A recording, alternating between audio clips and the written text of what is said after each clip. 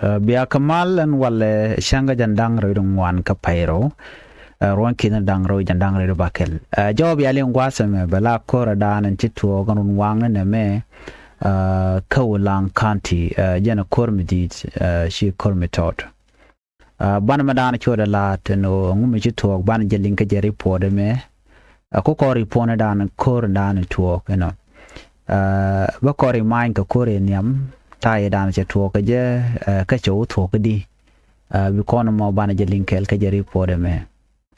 Kan kono ni ami jiram jidit gwasme ka Nuer Online TV channel gor jeno jender channel le support der subscribe ko the notification bell dit je twain ko mi temi je breda shomala chibe ji na baratin kono lat ko ren bana ka linkel ka jari podomen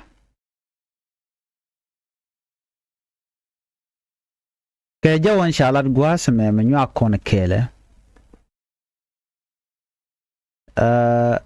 akan kor kan to gon wala korun wanka ka ulang pan kana pan kaje take mobilization mishalat netin kwa mobilize wana mo kanetin content la jang tintaka nasser tintaka burbe strategy plan mishare leka wa chicken reinforcement chicken lat kan de ni SSPDF la de ni South Sudan People Defense Force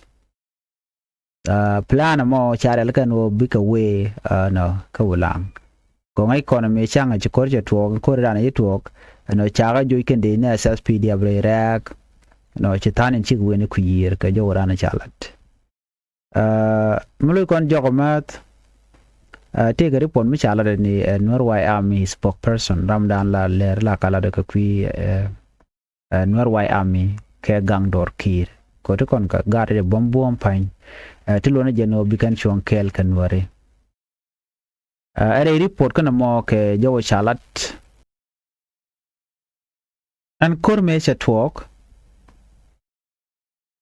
kenyam kan kume SPLIO pin kir pin Dr. Machar kan kana plan no dong de kan we de kana yard match plan din kenyam mode ne de kontila civilian de gen kolang ajen ku kan la gwar ke social media ka je warning jigara tabano yene de kola lat kawlang kene de kontila tin gor kala la job seeker de rute jokoma de watch ko gone yo bene goten content de SSPDF ten gone bene ga yan ma ja joj lo just malat ke joj lo nan ka je ne ideal very pure telematai ka ten can just lat kana joj len ka ja ka korga medane shi kana ngaja no shi gang dor kir shi ka woni kana tup kana Norway Army ke ku SPLIO shi plandian shi ben ko ne kan ngwana kon tere wich badil kamna panken ngwana kon dang ngwana wore tinte ka wulang a chanki jinde ba jidel ka ba jumo ka mai ka mo ga jidei you can plan mo jukare al shuna jugana kap ko de men mo shi information je chup ka kan we kan yan ma den chare re ya jak de ni SSPDF fanken kan ka jen teram ti jen ka ke be SPLIO be jo yan mai no chi ka plan jen go ka we no dien na ka rodien kan mo mai ka mo ka yo ka report an chalat den bi chi ka jen kan wo gwadran te SPLIO ten and then watch na ro chi ga ro ja ju go no gade ka kan connect kelaton ka kondi algadu lang adoran me teram kape keter ka kujemo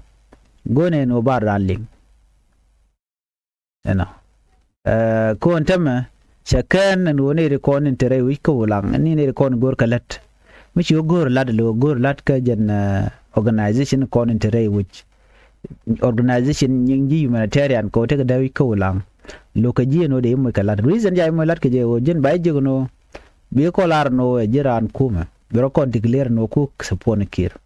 alo che ken ko kan organization ko along ne ideal namo jeslo aj bogane den konti la gum dor kir no so mi to wa chi plan gul lat ken kon la de ne SSPDF kel ken Norway Army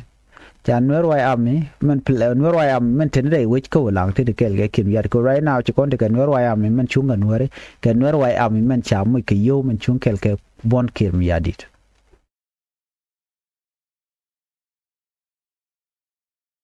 ere plan kana mo gadi shu na chu ko ben ana shu kana goro bu ko ra ta na ti wo kan na du kan ke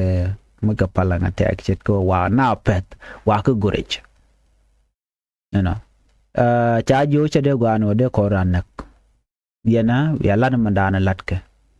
parna in the state ko kan pe na de kan ngaj pe SPLA o kan ko na gangdor kir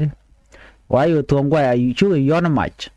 kan tong ma de kan SPLA ayo kan ma yot kan norwayam kan ma yot kan norwayam ku SPLA ayo tam ju ma yot ke ko ngai kan gwano mi cha ma yot ne bi chu ka kan ne to ne contract jo yon ga ma kenyam ajeno kortem ngwadma am chi kore wetene cha kore ato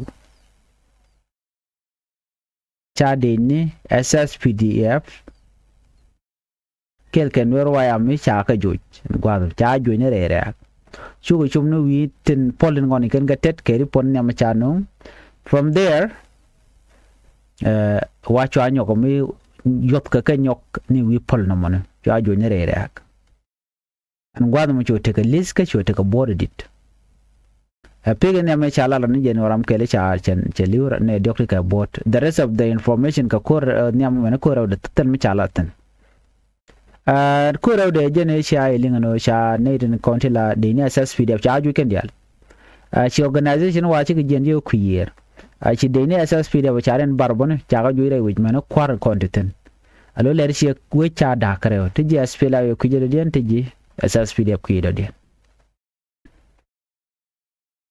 ka ko report kana mo me sha na cha ga ju do ro ne men Ramadan la commissioner wulang den te mi chi to gon wena mo share enforcement chai chol kana ser kene bure be ana enforcement mo ke din en konen bane ti ba bulok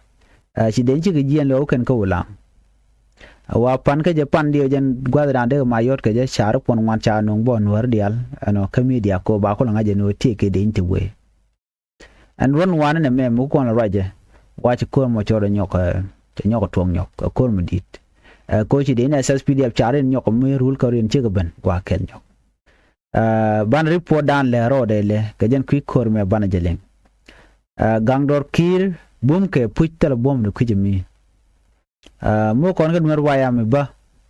tel bom de kujimi SPLA ayo na ba en wulango ga jona badil de tet ka SPLA ayo bin wer bu geten bu organization balet the no bu organization bu let tet ka kir me yadit ku gan wer ku kana la kon were kwa ku kora na karo dan ko kana nyen tama ta gan wer ngwan te geten I believe shari po dan ci to ka lung shuk ci kon leng kon dial ano cha de na SSPDF ba cha jo rar ke cha ga yaw dor gwada ci kan plan ci kan la no wo kan SPLA yo wo kan yan mai gwan mo tin wer wayam tin tiang bar ke report dan chano and strategy dan you can use charge nyokami charge break kuma SPLA yo charge jo ke jun medit ka report dan chalat bada wangu trade button cause wow kan muko garen gather ko bikan wayam kan SPLA yo ba bikan yan match so na me a continuous fighting mi mo ba kap chong anware mu ka bom jenta dan lat ke kem yadit wal ke tong mi ke ne konte kel ke jalan wer wone ke na mit ka comfortable tela mi nyon kare wi ki juba gwad meni kwa na kwa gale ye ka ta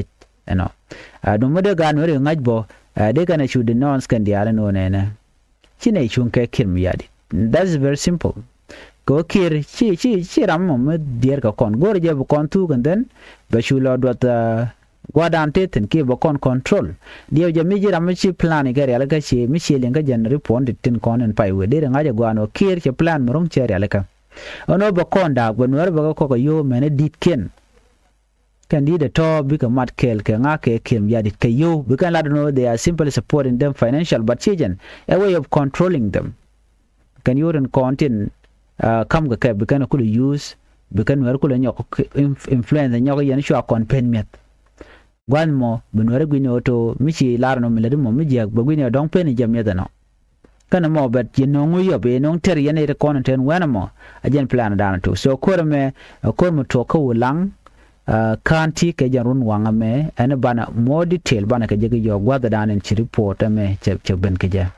right now bu calling tin kon lat ko bana we ke report adien just join me connect report mi jira mi jiditi ko ro jin be subscribe ka Nur Online TV channel ko bitin kon lat ko yen bukan chamala chukuje an biate mal bye bye